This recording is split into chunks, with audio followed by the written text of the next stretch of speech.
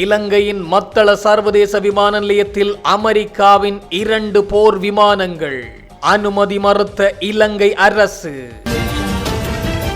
இஸ்ரேலுடன் மிக நெருக்கமான உறவுகளை பேணும் அனுர அரசு.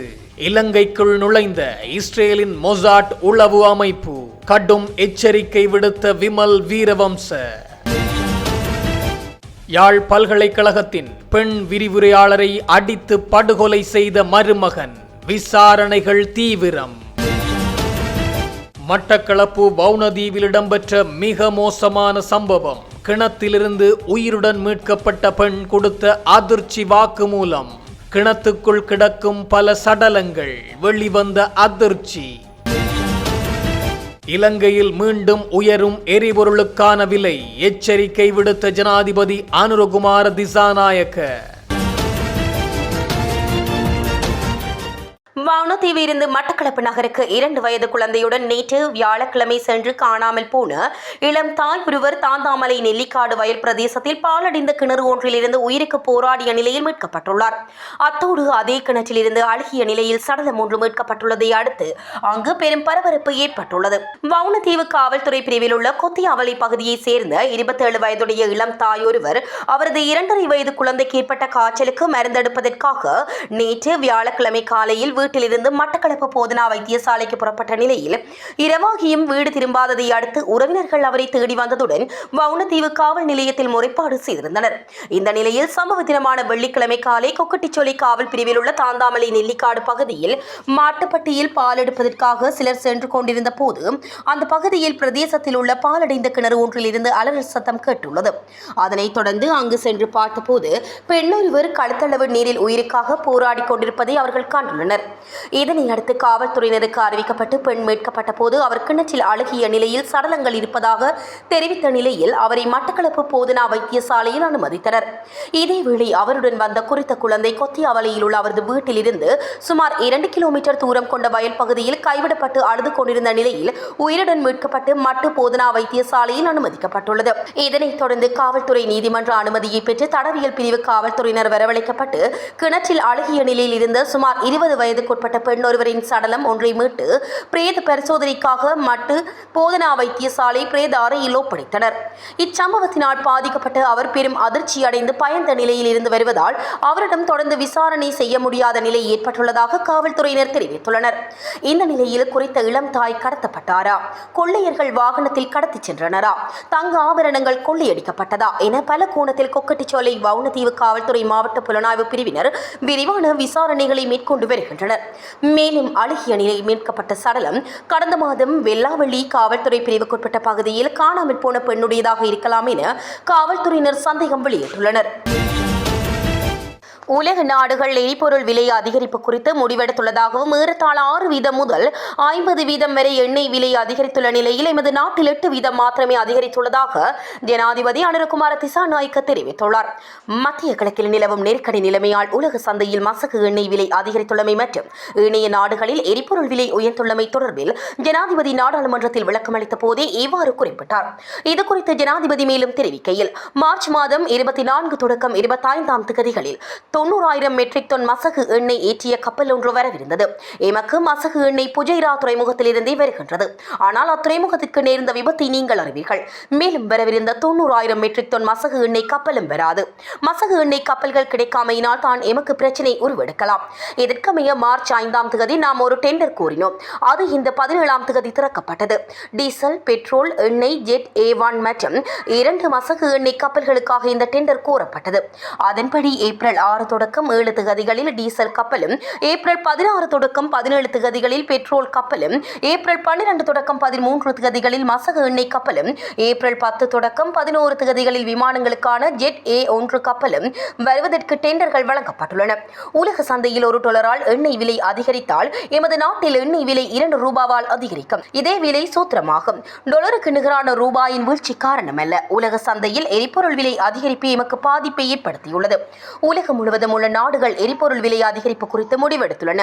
ஏறத்தாழ 6% முதல் 50% வரை எண்ணெய் விலை அதிகரித்துள்ளது.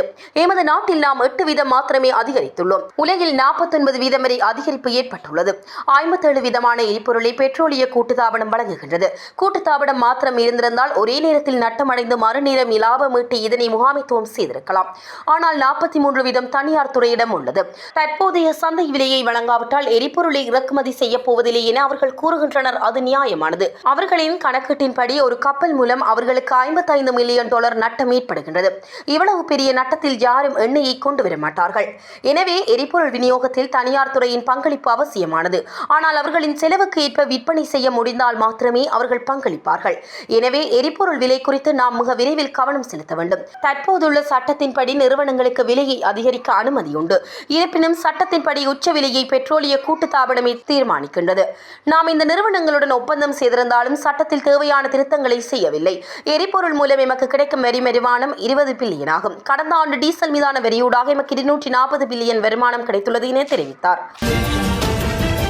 இலங்கையின் மத்தள விமான நிலையத்தில் 2 போர் விமானங்கள் தரையிறங்குவதற்கு அமெரிக்காவும் நல்லெண்ணெய் வருகைக்காக இலங்கைக்கு வர ஈரான் கப்பல் ஒன்றும் அனுமதி கோரியிருந்ததாகவும் அரசாங்கம் 2ற்கும் அனுமதி வழங்கவில்லை என்று ஜனாதிபதி அனுரகுமார திசாநாயக்க தெரிவித்தார். நாடாளுமன்றில் விசேட உரையாற்றும் போதே அவர் இந்த விடயங்களை குறிப்பிட்டார். அவர் மேலும் தெரிவிக்கையில், மார்ச் 9 மற்றும் 13ஆம் திகதிகளில் இலங்கைக்கு ஒரு நல்லெண்ணெய் விஜயத்தை மேற்கொள்ள வேண்டும் என்றும் ஒத்துழைப்பை மேம்படுத்தும் விஜயமாக இலங்கைக்கு வர விரும்புவதாகவும் பிப்ரவரி 26ஆம் திகதி ஈரான் எம்மிடம் ஒரு கோரிக்கையை விடுத்தது.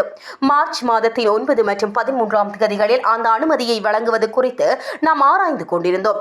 அதே நாள் மாலை ஐக்கிய அமெரிக்கா ஒரு கோரிக்கையை முன்வைத்தது. தமது நாட்டிற்கு அருகில் உள்ள கடற்படைக்கு சொந்தமான 2 போர் விமானங்கள் இலங்கையின் மத்தள விமான நிலையத்திற்கு வருவதற்கு அனுமதி கோரினார்கள்.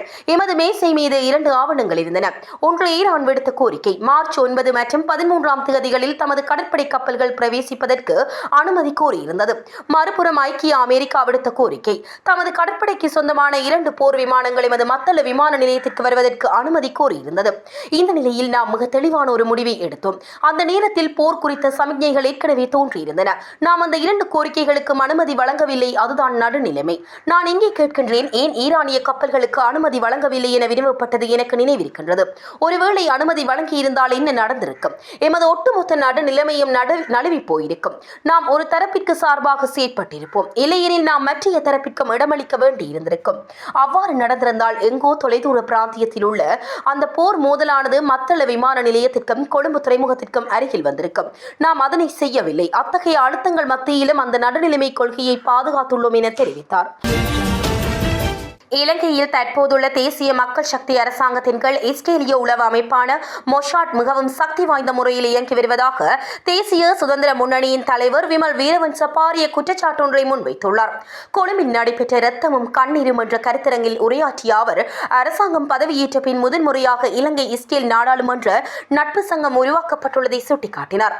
இதன் பின்னணியில் மொசாட் அமைப்பு பலமாக செயற்படுவதாகவும் சஜித் தரப்பு நாடாளுமன்ற உறுப்பினர் சுஜீவ சேனசிங்கவை இதன் தலைவராக்க முயன்றது அரசாங்கத்தின் நெறித்தனமான தந்திரம் என்றும் அவர் சாடினார். மேலும் ஈரான் போர்க்கப்பல்கள் இலங்கைக்கு வருவது தொடர்பாக அரசாங்கம் முன்னுக்கு பின் முரணான இரட்டை நிலைப்பாட்டை எடுத்ததாக விமல் வீரவன்ச விமர்சித்தார். முதலில் அனுமதி வழங்கிவிட்டு ஒரு தொலைபேசி அழைப்பு வந்தவுடன் பாதுகாப்பு செயலாளர் மூலம் அனுமதி மறுக்கப்பட்டது. இது இலங்கையின் வெளியுறவு கொள்கையின் பலவீனத்தை காட்டுகின்றது என அவர் தெரிவித்தார். இலங்கை இக்கட்டான போர்க்காலங்களில் இருந்தபோது ஈரான் எப்போதும் ஒரு சிறந்த நண்பனாக உதவியதை நினைவு கூர்ந்த அவர், இன்று அந்த நண்பன் இக்கட்டான நிலையில் இருக்கும்போது இலங்கை அரசாங்கம் எடுக்கும் முட்டாள்தனமான முடிவுகள் இந்திய பெருங்கடல் பிராந்தியத்தை அச்சுறுத்தலுக்கு உள்ளாக்குவதாக எச்சரித்தார். யாழ்ப்பாண பல்கலைக்கழகத்தின் பெண் விரிவுரையாளர் ஒருவர் அவரது மகளின் கணவரால் அடித்து கொலை செய்யப்பட்டுள்ளார். குறித்த சம்பவமானது நேற்று முன்தினம் இடம்பெற்றுள்ளதாக தெரிவிக்கப்படுகின்றது. கணவன் மனைவி இருவருக்கும் இடையே விவாகரத்து வழக்கு நீதிமன்றத்தில் நடைபெற்று வருகின்ற நிலையில் விரிவுரையாளரான தனது தாயையும் தனது தங்கையையும் தங்கையின் கணவர் கடத்திச் சென்றதாக யாழ்ப்பாணம் காவல் நிலையத்தில் விரிவுரையாளரின் மகன் முறைப்பாடு பதிவு செய்துள்ளார். இதுகுறித்து விசாரணைகள் செய்வதற்காக யாழ்ப்பாண காவல்துறையினர் பாண்டியன் தாழ்வில் உள்ள அவர்களது வீட்டிற்கு சென்றனர்.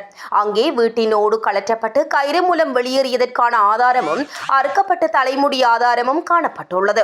இந்த நிலையில் காவல்துறையினர் விசாரணைகளை முடுக்கிவிட்டனர். அதன் அடிப்படையில் அவர்கள் பரந்தன் பகுதியில் உள்ள ATM இயந்திரத்தில் பணம் எடுத்தது தெரிய வந்துள்ளது. அதனைத் தொடர்ந்து திருகோணமலை பகுதியில் உள்ள எரிபொருள் நிரப்பு நிலையம் ஒன்றில் வாகனத்துக்கு எரிபொருளை நிரப்பியமை QR குறியீடு மூலம் கண்டுபிடிக்கப்பட்டுள்ளது. பின்னர் அந்த எரிபொருள் நிரப்பு நிலையத்தில் உள்ள CCTV கேமரா காட்சிகளை அடிப்படையாக கொண்டு தொடர்ச்சியாக விசாரணைகளை முன்னெடுத்த காவல்துறையினர் நேற்றைய தினம் திருகோணமலை பகுதியில் வைத்து 19 வயதுடைய மனைவி மற்றும் 21 வயதுடைய கணவன் என இருவரையும் கைது செய்துள்ளனர். இதன்படி அவர்களை யாழ்ப்பாணம் காவல் நிலையத்திற்கு கொண்டு சென்று விசாரணைகளை மேற்கொண்ட நிலையில் விரிவுரையாளரான குறித்த பெண் மருமகனின் தாக்குதலின் போது உயிரிழந்த விடயம் தெரிய வந்துள்ளது. மேலும் உயிரிழந்தவரது சடலத்தை எடுத்துச் சென்று யாழ்ப்பாணத்தில் உள்ள ஒரு இடத்தில் வீசிவிட்டு இருவரும் சென்றதாக விசாரணைகளில் கண்டறியப்பட்டுள்ளது. அந்த வகையில் குறித்த சடலம் எங்கே வீசப்பட்டது என்பது தொடர்பான விசாரணைகளை காவல்துறையினர் மேற்கொண்டு வருவதுடன் அந்த சடலத்தை மீட்பதற்கான நடவடிக்கைகளையும் மேற்கொண்டு வருகின்றனர். இலங்கையில் எரிபொருள் நெருக்கடி நிலவும் நிலையில் சட்டவிரோதமான முறையில் எரிபொருளை பயன்படுத்திய மூவர் கைது செய்யப்பட்டுள்ளதாக தகவல் வெளியாகியுள்ளது. அதன்படி சட்டவிரோதமான முறையில் எரிபொருளை வைத்திருந்தமை, விற்பனை செய்தமை மற்றும் போக்குவரத்து செய்தமை தொடர்பில் 3 வெவ்வேறு சம்பவங்களுடன் தொடர்புடைய மூவரே இவ்வாறு கைது செய்யப்பட்டுள்ளனர். நேற்று மாலை ஹெங்வெல்ல, களுத்துறை வடக்கு மற்றும் கொட்டாஞ்சேனை ஆகிய காவல்துறை பிரிவுகளில் வைத்தே இவர்கள் கைது செய்யப்பட்டுள்ளதாக தெரிவிக்கப்படுகின்றது.